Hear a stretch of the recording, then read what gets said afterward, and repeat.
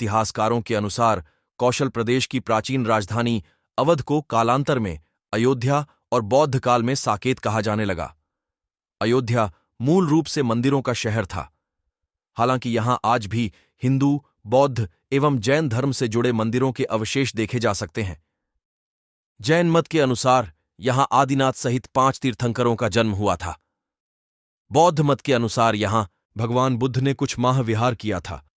अयोध्या को भगवान श्रीराम के पूर्वज विवस्वान, सूर्य के पुत्र वैवस्वत मनु ने बसाया था। तभी से इस नगरी पर सूर्यवंशी राजाओं का राज महाभारत काल तक रहा। यहीं पर प्रभु श्रीराम का दशरथ के महल में जन्म हुआ था।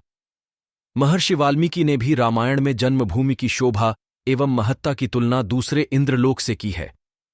धन धान्य व रत्नों से भरी हुई अयोध्या नगरी की अतुलनीय छठा एवं गगनचुंबी इमारतों के अयोध्या नगरी में होने का वर्णन भी वाल्मीकि रामायण में मिलता है।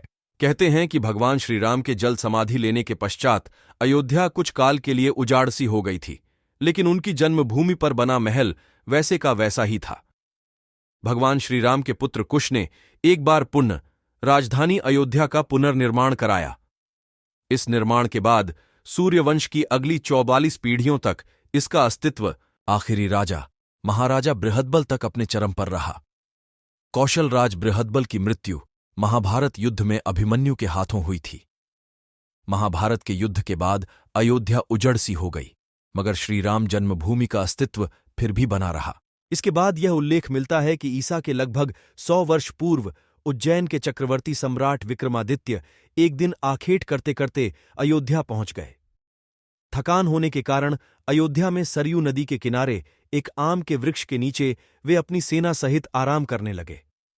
उस समय यहां घना जंगल हो चला था, कोई बसावट भी यहां नहीं थी। महाराज विक्रमादित्य को इस भूमि में कुछ चमत्कार दिखाई देने लगे। तब उन्होंने खोज आरंभ की और पास के योगी व संतों की कृपा से उन्हें ज्ञात हुआ कि यह श्रीराम की अवध भूमि है। उन संतों के निर्देश से सम्राट ने यहां एक भव्य मंदिर के साथ ही कूप, सरोवर, महल आदि बनवाए।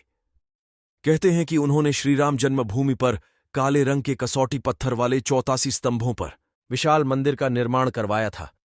इस मंदिर की भव्यता देखते ही बनती थी। विक्रमादित्य के बाद के राजाओं ने समय समय पर इस मंदिर की देखरेख की। उन्हीं में से एक शुंग वंश के प्रथम शासक पुष्यमित्र शुंग ने भी मंदिर का जीर्णोद्धार करवाया था। पुष्यमित्र का एक शिलालेख अयोध्या से प्राप्त हुआ था, जिसमें उसे सेनापति कहा गया है तथा उसके द्वारा 2 अश्वमेध यज्ञों के किए जाने का वर्णन है। अनेक अभिलेखों से ज्ञात होता है कि गुप्त वंशीय चंद्रगुप्त द्वितीय के समय और तत्पश्चात काफी समय तक अयोध्या गुप्त साम्राज्य की राजधानी थी। गुप्तकालीन महाकवि कालिदास ने अयोध्या का रघुवंश में कई बार उल्लेख किया है। इतिहासकारों के अनुसार 600 ईसा पूर्व अयोध्या में एक महत्वपूर्ण व्यापार केंद्र था। इस स्थान को अंतर्राष्ट्रीय पहचान 5वीं शताब्दी में ईसा पूर्व के दौरान तब मिली जबकि यह एक प्रमुख बौद्ध केंद्र के रूप में विकसित हुआ। तब इसका नाम साकेत था। कहते हैं कि चीनी भिक्षु फाहियान ने यहां देखा कि कई बौद्ध मठों का रिकॉर्ड रखा गया है। यहां पर 7वीं शताब्दी में चीनी यात्री हेन त्सांग आया था। उसके अनुसार यहां 20 बौद्ध मंदिर थे तथा 3000 भिक्षु रहते थे, और यहां हिंदुओं का एक प्रमुख और भव्य मंदिर भी था, जहां रोज हजारों की संख्या में लोग दर्शन करने आते थे। इसके बाद ईसा की 11वीं शताब्दी में कन्नौज नरेश जयचंद आया तो उसने मंदिर पर सम्राट विक्रमादित्य के प्रशस्ति शिलालेख को उखाड़कर अपना नाम लिखवा दिया। पानीपत के युद्ध के बाद जयचंद का भी अंत हो गया। इसके बाद भारतवर्ष पर आक्रांताओं का आक्रमण और बढ़ गया। आक्रमणकारियों ने काशी, मथुरा के साथ ही अयोध्या में भी लूटपाट की और पुजारियों की हत्या कर मूर्तियां तोड़ने का क्रम जारी रखा। लेकिन 14वीं सदी तक वे अयोध्या में राम मंदिर को तोड़ने में सफल नहीं हो पाए। विभिन्न आक्रमणों के बाद भी सभी झंझावातों को झेलते हुए श्रीराम की जन्मभूमि पर बना भव्य मंदिर 14वीं शताब्दी तक बचा रहा। कहते हैं कि सिकंदर लोदी के शासनकाल के दौरान यहां मंदिर मौजूद था। 14वीं शताब्दी में हिंदुस्तान पर मुगलों का अधिकार हो गया और उसके बाद ही राम जन्मभूमि एवं अयोध्या को नष्ट करने के लिए कई अभियान चलाए गए। अंततः 1527 और 28 में इस भव्य मंदिर को तोड़ दिया गया और उसकी जगह बाबरी ढांचा खड़ा किया गया। कहते हैं कि मुगल साम्राज्य के संस्थापक बाबर के एक सेनापति ने बिहार अभियान के समय अयोध्या में श्रीराम के जन्मस्थान पर स्थित प्राचीन और भव्य मंदिर को तोड़कर एक मस्जिद बनवाई थी, जो 1992 तक विद्यमान रही। बाबरनामा के अनुसार 1528 में अयोध्या पद्दिढव के दौरान बाबर ने मस्जिद निर्माण का आदेश दिया था। अयोध्या में बनाई गई मस्जिद में खुदे 2 संदेशों से इसका संकेत भी मिलता है। इसमें एक खास तौर से उल्लेखनीय है।